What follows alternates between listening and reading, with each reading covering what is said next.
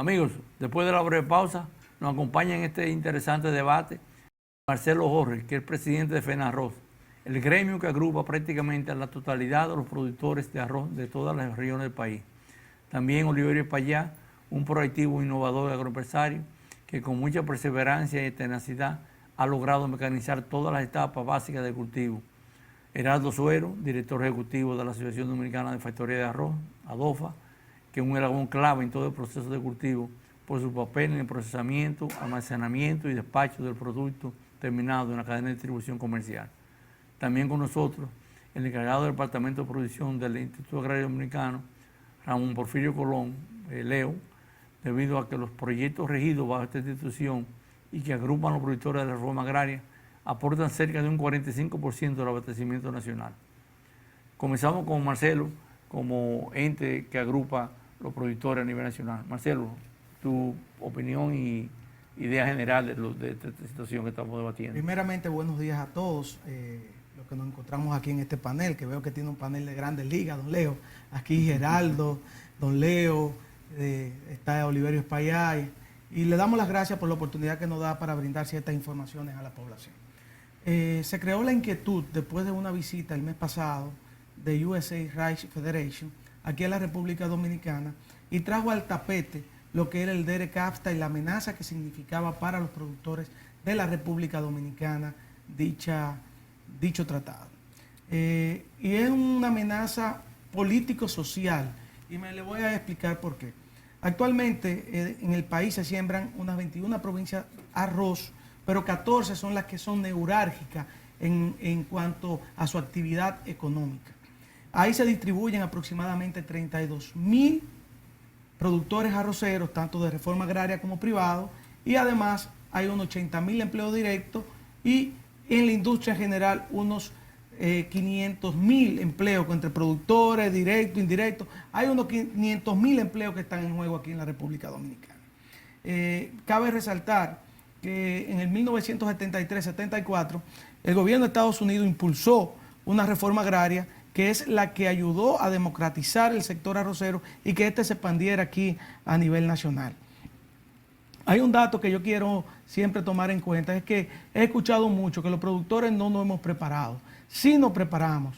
Y si usted analiza la producción en quintales en el 2009, 2010, andaban en unos 9 millones de quintales. Hoy en día esa productividad anda alrededor de unos 13.5, 14 millones de quintales, la productividad récord del 2021 fue que tuvimos esa productividad. Entonces quiere decir que los productores sí nos hemos preparado para esto. Ahora, competir con unos subsidios que son 4 que tiene fijo, el de corataje, el de medioambiental, el de seguro y el de tasa cero o créditos blandos que aplican, es muy difícil cuando nosotros no lo tenemos en un sentido general, ese sistema de apoyo. Y con todo y eso que tienen en el 2022, en diciembre, le entregaron 250 millones de dólares. Si usted lo divide per cápita en esos 4.600 productores que usted puso en su análisis, usted sabe que es una cantidad de dinero sumamente importante que se le entregaron a esos productores. Hay otro factor que es de latifundio versus minifundio, que 3 hectáreas que tiene un 40%, un 50% de los productores y un 95% con menos de 5 hectáreas, 6 hectáreas, no somos competitivos cuando estamos hablando de unas 140, 160 hectáreas que manejan los productores de allá. Entonces ahí hay que ver esa parte, que hay un abismo bastante fuerte. Otro punto que a mí me gusta tocar es la parte de la tecnología. Ellos, con el apoyo que tienen también de parte del Estado a tasa cero y un sinnúmero de cosas, pueden acceder a tecnología para la producción, que aquí básicamente estamos los productores, somos los que estamos innovando, estamos desarrollando tecnología. Aunque hay que resaltar que el Estado ha aportado en cuanto a variedades con el doctor Federico Cueva, que eso nos ha ayudado a nosotros a crecer en cuanto a productividad. Bueno, es una idea general ya de lo que vemos en la parte de los productores. Pero es importante ver ahora, Gerardo, tú como director ejecutivo de la Asociación de Factoría, ¿qué visión usted tiene de esta situación y cómo usted cree que podríamos comenzar a a crear una estrategia de Bueno. reducir los impactos de este acuerdo. Muchas gracias, muy buenos días a todos. Mira, sorprendentemente, lo primero es que con factoría ya no nos vemos con factoría. La noticia que le tengo al país y a esta mesa es que nosotros vemos el sector como un bloque monolítico, con una sagrada responsabilidad de salvaguardar la soberanía alimentaria que existe en el arroz. Entonces, en esta comunicación, en esta alerta al país, en esta cruzada nacional por defender nuestra soberanía alimentaria, yo me quito la gorra y la camiseta de representante de factorías de arroz y me sumo al compañero Marcelo Reyes, Oliverio y todos los que estamos involucrados en el sector, al bloque monolítico que lo único que viene a decirle al país es que su arroz está en juego. Nosotros en pandemia disfrutamos, vamos a decir, pasamos por calamidades y momentos muy difíciles fruto de la crisis sanitaria, pero nunca se habló de comida, nunca se habló de hambruna, siendo este un país insular. Estamos en una isla rodeada de agua. ¿Qué quiere decir esto? Que cerrados los puertos en pandemia y cerradas las importaciones, porque los países que tienen arroz no exportaban ni un grano en pandemia, lo dejaban para su soberanía alimentaria, salvaguardaban su producción. Aquí en este país se comió arroz y nadie habló de hambruna. Y no solo eso, sino que a buen precio, a precio estable, como tiene el arroz en los últimos 20 años. Entonces es un llamado a la atención y que los productores de los Estados Unidos, el gobierno de los Estados Unidos y el gobierno de la República Dominicana está consciente y está de nuestro lado con la consigna, y sepan todos que nosotros no vamos a negociar nuestra despensa nacional. No es verdad que bajo ningún concepto, sin importar el acuerdo que, siendo el error estratégico que haya sido, incluye el producto de primera necesidad que salvaguarda la alimentación de los dominicanos. Entonces, caballeros y damas que ven este programa y que me acompañan los caballeros en esta mesa, esto, don Oscar, no es un asunto de factoría, esto no es un asunto de segmento, esto es un asunto de que una sola voz estamos por decir o estamos aunados en que nuestro sector debe seguir proveyendo la comida, los cuales somos autosuficientes. Nos tomó años, como dijo el ingeniero Marcelo, y dirá luego Oliverio, tecnificando, preparando, mejorando genéticamente, llegar a ser autosuficiente. Sostener el sector, decía Oliverio, fuera del aire, con tecnología, con innovación. Nos tomó años y para algunos décadas de trabajo tener un privilegio en un país como una isla donde la comida existe a buen precio. Eso no se va a entregar nunca, no se entrega. Estamos haciendo un llamado y este programa quedará en YouTube, quede grabado, que los quisqueyanos valientes, como bien dice nuestro himno, alzaremos la frente cada vez que haya que alzarla para defender lo que con muchas décadas de trabajo se logró atesorar con el arroz. Y yo creo que el gobierno está alineado y claro con eso. Yo pienso que no, eso no es una idea difícil de entender. Sabemos que hay un acuerdo, los acuerdos se respetan, no hay ningún problema, el acuerdo que se quede como está. Porque le voy a decir una cosa, la línea no es modificar acuerdos en este punto. Y voy a traer una idea distinta a la de la introducción. La idea es, y la podemos ver más adelante cuando luego mis compañeros debatan y lancen otras ideas, la idea era hacer un arreglo bilateral, hacer el arreglo que haga falta para que se preserve la paz, la estabilidad y se defienda nuestro concón. Y con esto termino esta primera parte, dándole la oportunidad y agradeciendo este prestigioso panel. No, bien, bien. Siguiendo con las opiniones de los participantes, nos interesaría escuchar de parte del representante del director del IAD, con Leo Colón, director del Departamento de Producción allá, tu visión de la situación y qué enfoque le ven ustedes ya a nivel de ustedes ser un ente que produce casi la mitad de la producción nacional a través de los miles de pequeños productores pasteleros. Buenos días, pueblo dominicano. Este panel que realmente ha acumulado la experiencia y naturalmente el concepto de la unidad. Justamente me siento satisfecho con ese esbozo de ese criterio, porque coincide justamente en que cuando el problema es complejo hay que tomar las cosas por parte. Y la parte importante es la unificación del sector, en este caso de su sector.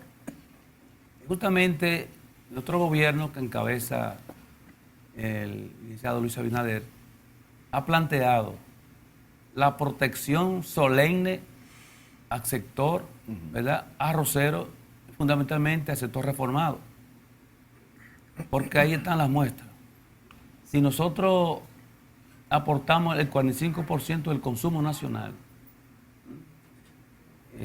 ¿y por qué no, viendo la importancia que tiene ese sector reformado, y viendo también en estos momentos de pandemia, de crisis mundial, lo que ha hecho el gobierno justamente con el subsector arrocero, subsidiar los pesticidas, fertilizantes, para que esa carga económica no vaya al pueblo consumidor? Y entre otros derivados del petróleo, de la gasolina, ese costo también adicional, también lo asumió el gobierno. Todas esas cosas nos dan tranquilidad. Y decir al pueblo y a ese productor, ese otro reformado, que el señor presidente y este gobierno tiene la decisión y tenga la certidumbre y la seguridad que van a tener respaldo total como tal de este gobierno para que el sector pueda seguir viviendo y dándole el aporte que está dándole al país en términos de la seguridad alimentaria, que es el arroz, que es un cultivo político, indudablemente. Y bien también hacia dónde se enrumba el IAD. El IAD se enrumba en estos momentos a una transformación, transferir la tecnología, ¿verdad?, donde ha sido un descuido, diríamos, en anteriores administraciones, porque si nos dan la oportunidad de competir, tenemos que asumir las responsabilidades. ¿Por qué realmente admiramos a ese productor que está a mi lado, que supo asumir con gallardía y responsabilidad, transferir la tecnología y allí aumentar la producción, la productividad de él como productor privado? Entonces, ¿por qué entonces los gobiernos no hacen lo mismo? Y que este gobierno, con 2 años y tantos meses, sí ha asumido responsabilidad. Señor presidente, en un seminario que tuvimos en Punta Cana, lanzó un reto para que la Dirección General del IAD, encabezada por Francisco Guillermo García, presentara una propuesta de transformación de la institución. Y la transformación consiste también en la transferencia tecnológica, indudablemente. Pero ¿y por qué encharcar y permanecer tanta agua en el arroz? No un ser viviente que necesita también tener un ambiente aeróbico, pero ahí se mantiene un ambiente anaeróbico con poco oxígeno. Algunas veces el metabolismo se interrumpe. Entonces yo creo que lo que ha hecho ese empresario agroindustrial, el señor Olivero, el señor de Payá, ha sido un ejemplo que podamos, es un referente para seguir adoptando esa medida. Y viendo también los gobiernos anteriores, que encabezó el presidente Hipólito Mejía, quien fue que implementó, se firmó ese acuerdo. Y recuerdo también cuando Antonio Guzmán Fernández, ese sector reformado despegó, donde la consolidación hacia ese sector, se perseguía, pero se desmontó, hubo un descuido de 20 años. Esos 20 años, o 16 años, lógicamente nosotros vimos que hubo un retroceso, pero ahora hemos retomado, lógicamente, para coincidir con los compañeros panelistas, la consolidación del sector arrocero en el sentido general. De manera que vamos a confiar que el presidente está muy interesado y el gobierno en conjunto de que la protección al sector reformado, su sector arrocero, no hay duda que va a tener el apoyo decidido del gobierno para garantizar eso. Ok. Siguiendo ya con el último panelista, Oliverio Payá, quien lo definimos como un proactivo y tenaz emprendedor, quien sin haber ante un precedente comenzó ya hace más de una década a innovar con lo que era la mecanización de las diferentes etapas del cultivo. Oliverio, danos tu breve impresión de esta situación y qué tú consideras que podrían ser las vías de implementar eso mismo que ya tú tienes con éxito a nivel de extensiones medianas, grandes, con los productores pequeños, que es el gran kit que tenemos, tanto a nivel privado como con reforma agraria. Es muy válida la preocupación que estamos externando aquí como sector arrocero a nivel nacional, debido a la importancia que tiene el cultivo del arroz en nuestro país. Importancia económica por la cantidad de millones, de miles de millones de pesos que mueve anualmente. Estamos hablando de alrededor de 32 mil millones. Por la participación social, que es la cantidad de personas que dependemos del cultivo, que participa en 21 provincias, como ya también se ha dicho, y por la garantía de alimentación que nos proporciona ese cultivo, en cuanto a calidad y en cuanto a seguridad de tenerlo aquí en nuestro país. Es muy superior la calidad y el sabor del arroz producido en nuestro país al arroz que se importa, específicamente de Estados Unidos. Entonces, nuestra preocupación de que ya se está finalizando el plazo y que en el año 25 podemos estar libres ya de arancel, es que ya llegue y ya entendemos que llegó a la parte que tenía que llegar, a la sensibilidad ya del presidente, del ministro de Agricultura, que son las autoridades responsables, de defendernos a nosotros como productores y como país. Entonces, yo me siento realmente hasta un poco tranquilo porque yo confío en el presidente. Y el presidente sabe el compromiso que tiene con todo el sector. Y me sentí bien el otro día en la última Comisión Nacional Arrocera, cuando el ministro de Agricultura nos refirió a los que estábamos presentes, que el presidente de la República sabe más de arroz que muchos de los que estábamos ahí. Entonces eso en cierto modo me da tranquilidad, porque el presidente sabe el compromiso que tiene y que nosotros confiamos en la solución de nuestro problema, porque nos ha dado mucho trabajo, mucho sacrificio durante décadas ser lo que somos hoy como sector arrocero nacional.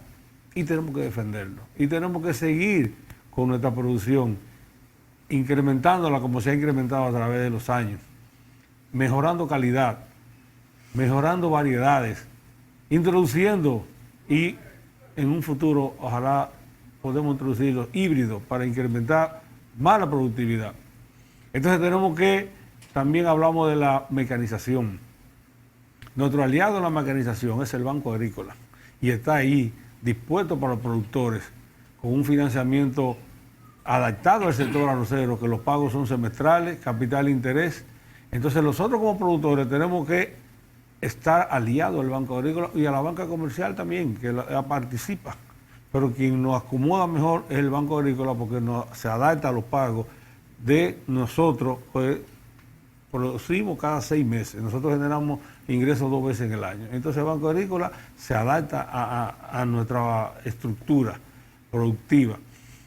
Y eso es lo que yo he hecho a través de los años, a través de la banca, porque los equipos son costosos.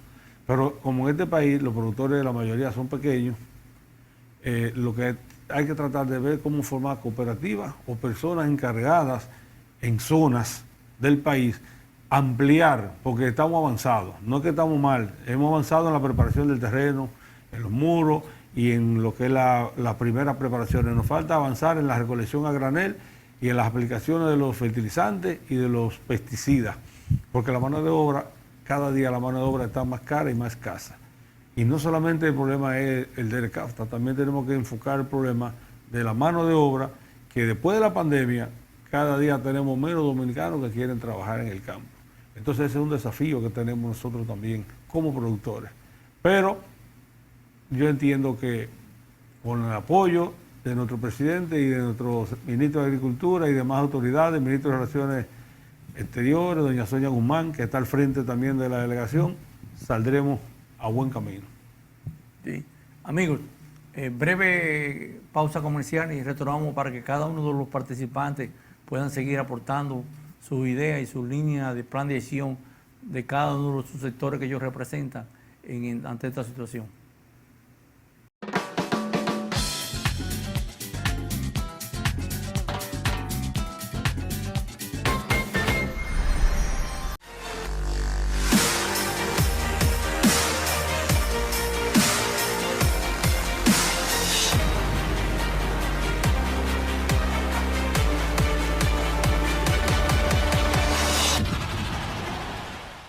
Amigos, seguimos con este debate y aporte de ideas.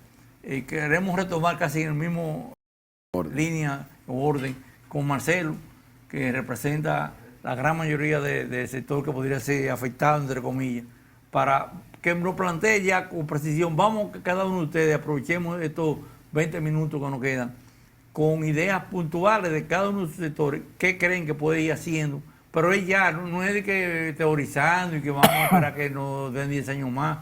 Es cosas que tenemos que pensar, que eso no van a venir los 10 años. Si se dan, ok, ideal, si nos dan 5, si nos dan 3. Pero tenemos que trabajar a base de la realidad, de lo que está escrito y se va a poder cumplir.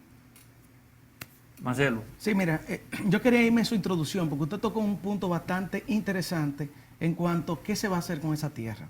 Yo siempre he utilizado una palabra y le he dicho siempre, que si se muere el arroz, muere el campo dominicano. Porque ¿qué vamos a hacer con esas 1.200.000 tareas que hay sembradas de arroz en el país?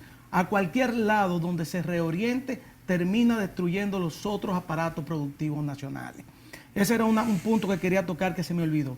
El otro punto que quería tocar era que el arroz es un bien nacional, es una despensa que tiene el pueblo dominicano. Ustedes toditos tenemos familiares en los Estados Unidos y sabemos, podemos llamar, podemos googlear qué precio tiene el arroz allá. Y hoy en día el arroz americano, le aseguro, está más caro allá en los Estados Unidos que el que está comiendo el pueblo dominicano hoy aquí. El más caro aquí anda a 35 pesos, y eso se lo aseguro.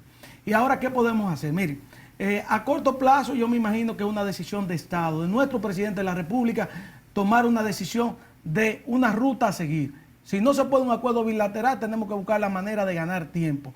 ¿Cuál? Cualquiera que sea el costo que sea, porque el arroz significa paz social. Miren, aquí quemaron en el 2004 unos semilleros, y eso le costó 14 provincias al gobierno de turno.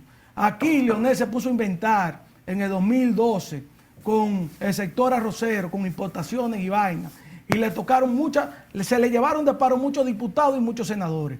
Así que se pongan, porque es una decisión política, que se pongan a buscar solución al sector arrocero. Es sorprendente que yo he estado viendo que el presupuesto de agricultura lo han venido bajando. Eso no es justo que estén bajando el presupuesto de agricultura cuando se debería estar invirtiendo más en gasto de capital que en gasto corriente también en ese mismo presupuesto. Entonces aquí tenemos que investigar, seguirle dando apoyo a la investigación que generan frutos. Vean cómo tenemos dos variedades ahí desarrolladas en bioarroz por el doctor Federico Cueva, que él se está sembrando un 69% de las áreas del país. Entonces, no nos vengamos con juegos, que esto no es un juego. Tener el alimento aquí en el país, en el 85% de los alimentos que nos comemos se encuentran aquí en este país. Esto se debe a los productores y a la inversión privada, y el Estado debe involucrarse en eso y dejar de estar jugando a la política. Los productores no somos políticos, somos gente de trabajo y necesitamos apoyo para poder desarrollar el alimento de nuestro pueblo. Así que el presidente que se involucre y que logre generar un efecto real en el arroz para poder mantener el campo produciendo, y ese 92 distritos municipales en actividad agrícola y en actividad productiva, porque se desencadenan todos los sectores desde ese punto de vista. No, es importante tu posición, pero Marcelo, hay una situación. Vemos ya las debilidades que tienen los pequeños productores y medianos, básicamente, que es donde estamos en el kit de la cuestión. Y lo que queremos preguntarte, ¿qué planes tú crees que sería importante crear como un grupo un task force, como dicen, un grupo de seguimiento continuo a esta problemática, que se reúne y mes a mes esté pasando balance a los planes que hay, y si se ejecutan o no, y cuando no se ejecuten, que cada quien recaiga con su responsabilidad? ¿Podría ser algo así? Miren, Se hace. eso se hace y hay una comisión de tratado que está trabajando, pero ya tenemos el agua a cuello. Esto es una decisión política de Estado, de saber qué vamos a hacer y tomar decisiones, si es ante la OMC y a la OMC, pero hacer ya situaciones. En cuanto a los productores, que hablamos de agrupar productores, cooperativismo, el primer problema de origen lo tiene el Instituto Dominicano de Crédito y Desarrollo Cooperativo, que no da un préstamo, no da un chele. Entonces, para poder esas pequeñas empresas desarrollarse, tienen que salir con un capital inicial. Entonces vamos a trabajar con un origen hacia dónde vamos. Si vamos a desarrollar la cooperativa, bueno, está bien. ¿En qué la vamos a desarrollar? ¿Cómo la vamos a desarrollar? Aquí está el capital inicial. La mayoría de cooperativas que se han iniciado y se han desarrollado en este país ha sido con capital propio y de sectores quizás privados que han ayudado a desarrollarla. Las agrícolas, igualmente también la de ahorro y crédito. Estoy seguro de eso. Ok. Leo, en la parte del IAD, me inquieta lo que tú planteabas en tu apertura sobre un proceso de modernización, pero que viendo la premura de la situación, ¿hay alguna idea clara de cómo llevar a estos productores a que tomen conciencia de esto? Educación y de hacer charlas de motivación, hacerlo ver cuál es la realidad del problema y de que tienen que ya cambiar ese esquema que tenían de cada quien hacer lo que quiere y sembrar la parcela que quiere, la variedad que quiere. O sea, en este sentido, unificar un criterio por ahí. Dice, realmente esa pregunta es importante. La preocupación del gobierno central es la transformación. Porque le dije que el año pasado él emplazó a la Dirección General de IAD. Le dijo, presénteme una propuesta hacia dónde debe dirigirse el sector agropecuario, el sector reformado. Justamente ya el señor presidente tiene un informe preliminar de lo que hay que hacer en el sector reformado. Capacitar, sí. Adiestrar, sí. Eso estamos formando ahora mismo en los asentamientos agrarios, cooperativas, dándoles instrumentos para que sean sujetos de financiamiento del sector privado, sector público. Ese primer eslabón, sacarle el chip del paternalismo a ese productor nacional.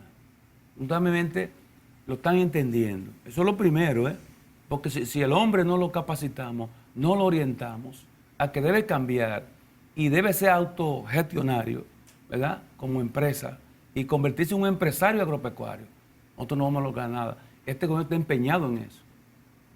Por eso hacía mi crítica anterior a que si le hubiésemos dado seguimiento a ese plan diseñado, ¿verdad? Como se está diciendo ahora, hubiese sido exitoso. Y hago un paréntesis.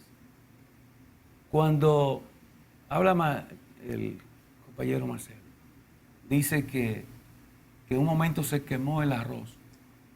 Era porque si tú permitías en ese gobierno de Hipólito sembrar más arroz del que estaba programado, iba a haber entonces una oferta bastante. Sobreoferta. Una sobreoferta. Tú tienes que entonces controlar la disciplina en todos esos aspectos importantes. Por eso aquí estamos en disciplina y orden, este sector, unificando con mira que a buscarle en esta ruta crítica una solución. Pero esto es alta política y que el gobierno la va a asumir y las autoridades del sector están trabajando junto al gobierno en esto. Indudablemente, tengan la fe y la seguridad al pueblo, ¿verdad?, productor del sector, en sentido general, que el gobierno está empeñado y le busca una solución. No sé cuál. ¿Se verá en los próximos días? Sí, porque es verdad, es un cultivo político. Y tú no brindarle el apoyo en el momento preciso sería una torpeza. Y lo menos que tiene este gobierno es ser torpe, es inteligente. Porque el hecho de que haya manejado el país con la brillantez, ¿verdad?, y ese rating de aceptación en el mundo y aquí en el país, es porque ha sido un gerente acabado y que sabe cuál es la responsabilidad y ha puesto el oído en el corazón del pueblo. Es indudable eso. O sea, lograr la estabilidad social, ¿verdad?, aún en pandemia, en crisis, no todo el mundo lo hace. Por eso él en el mundo es de los 3 mejores presidentes, ¿verdad? ¿Por qué? Porque justamente está asumido y está orientado, ¿verdad?, a conducir el país como debe conducirse. O sea que no hay duda de que la solución no vaya a venir.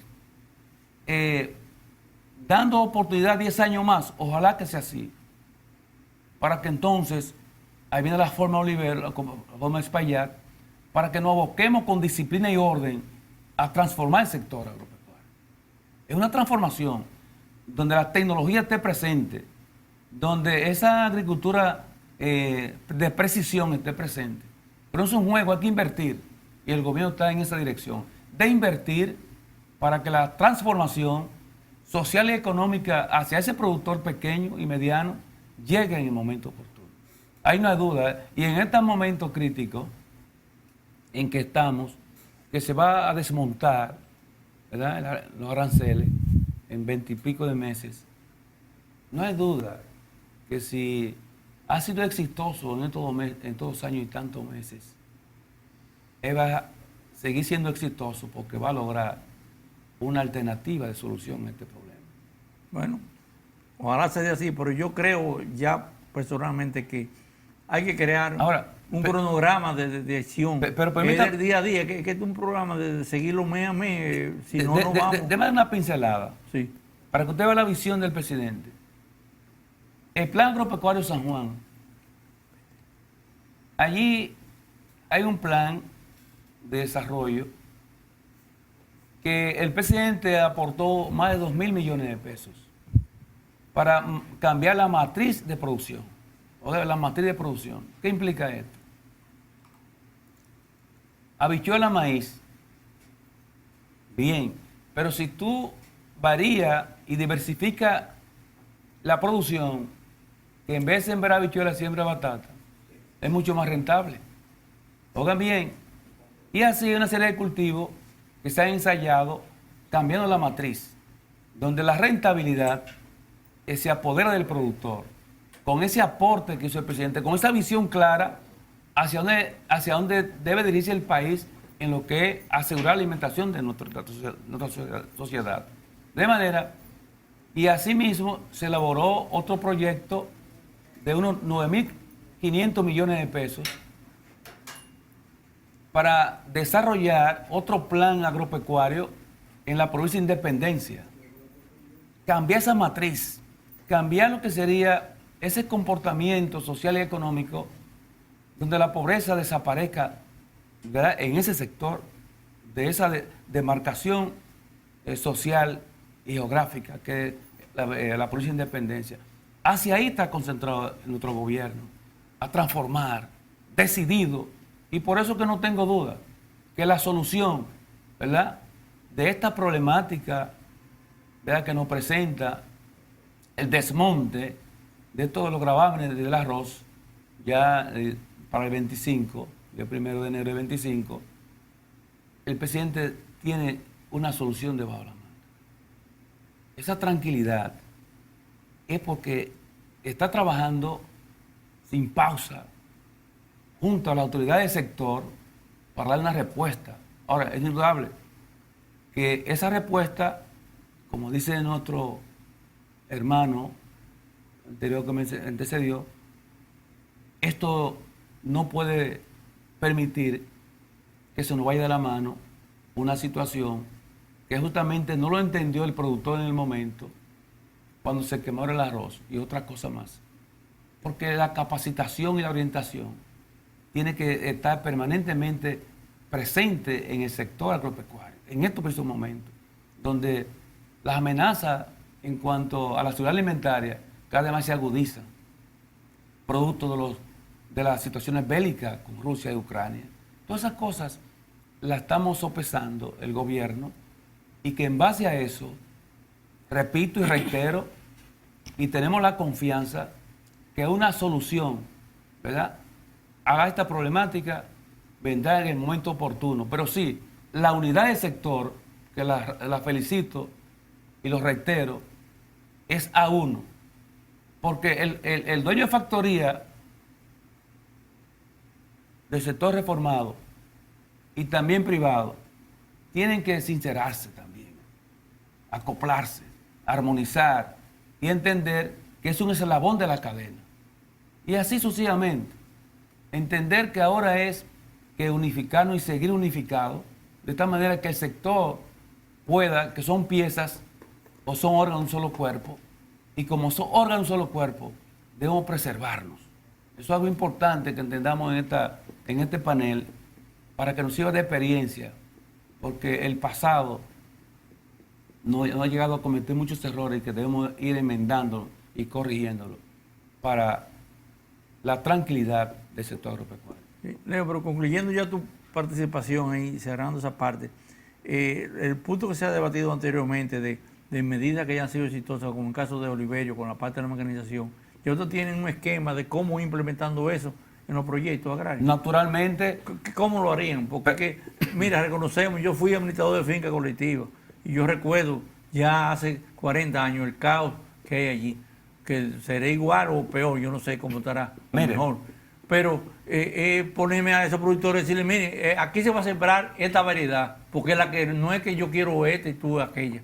¿Cómo ustedes van a hacer eso? Dominándose y con el trasfondo político y toda la cosa. Fíjese, ahora mismo la institución ha escogido unos 30 asentamientos modelos. Entre esos hay asentamientos arroceros. ¿Qué implica modelo?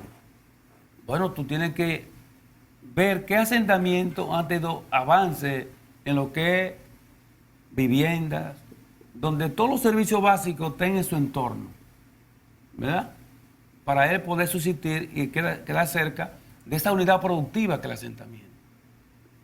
Allí entonces la transferencia tecnológica se ha llevado en muchos asentamientos, como un sistema de riego presurizado de punta, donde tú puedes eficientizar ese servicio de riego, capacitar a los técnicos, a los mismos parceleros, se han cooperativizado para que lógicamente se maneje con una visión mucho más empresarial y que puede ser sujeto de financiamiento, ¿verdad?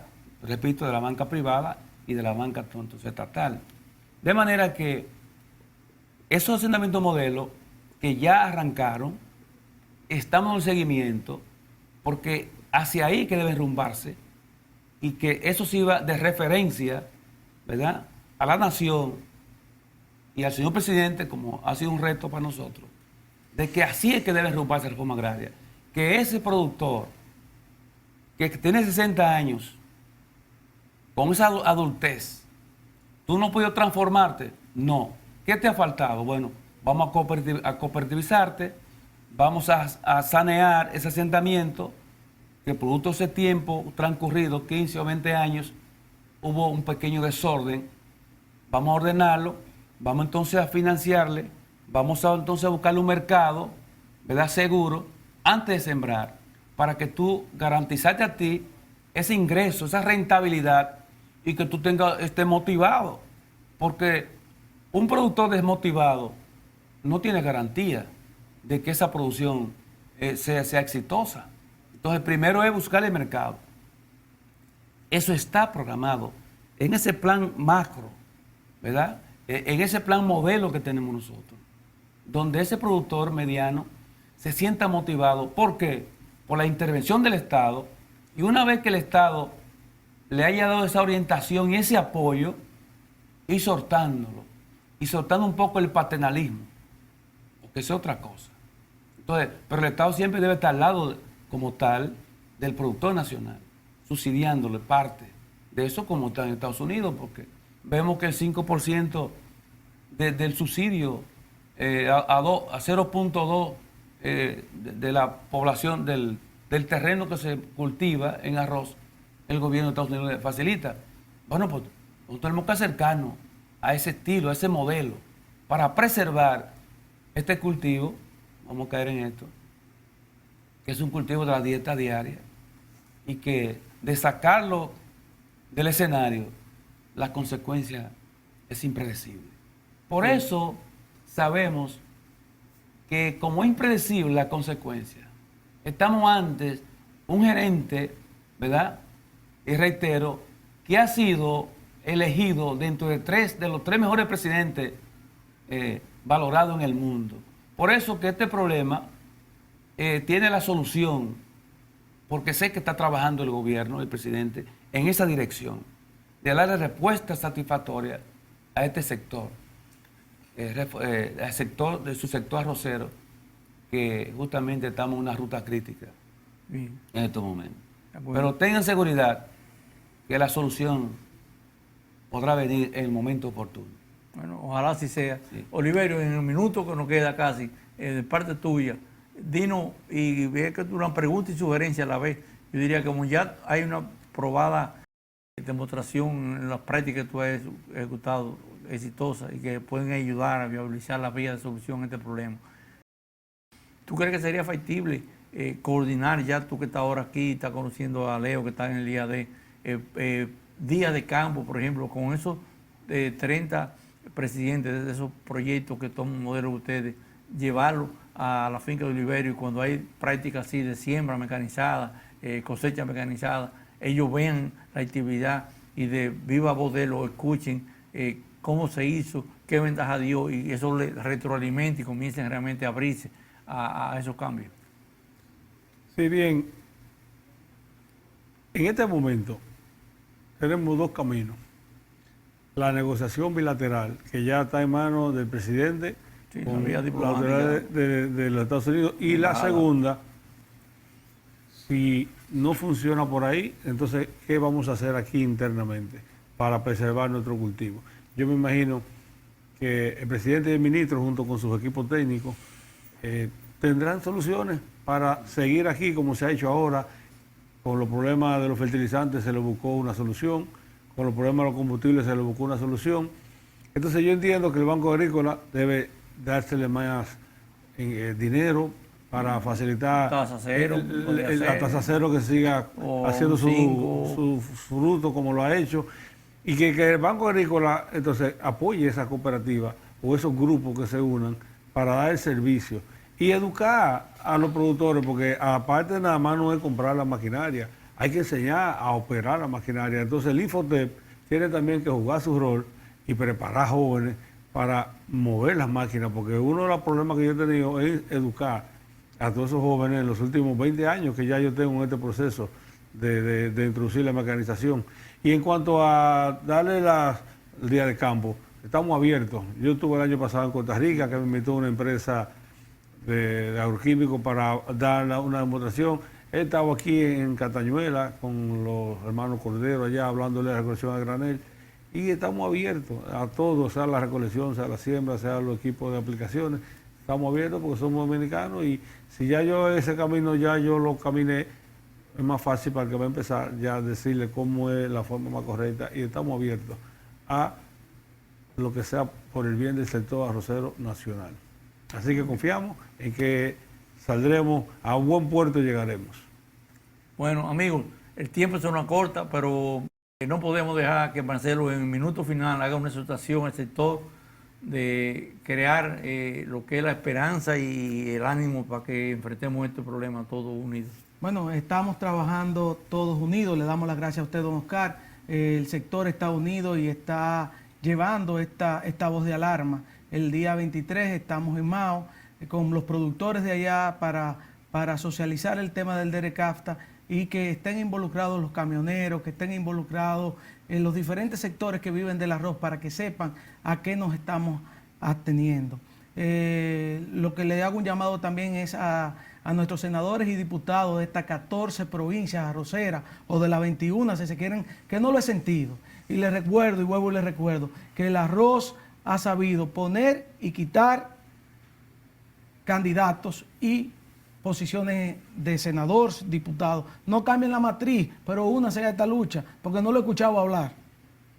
Bien, amigos, hemos escuchado muchas bien. opiniones.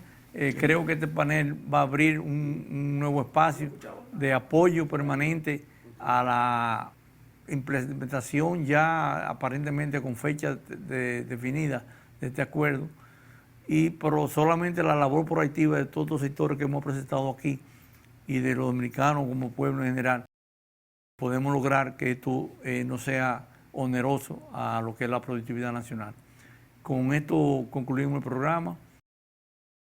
Siempre esperamos su presencia y asistencia con nuestras emisiones cada sábado a las 9 de la mañana y después en el canal YouTube donde está permanente la entrevista de cada semana. Gracias por su atención. Pasen muy buenos días y le esperamos el próximo sábado a esta misma hora.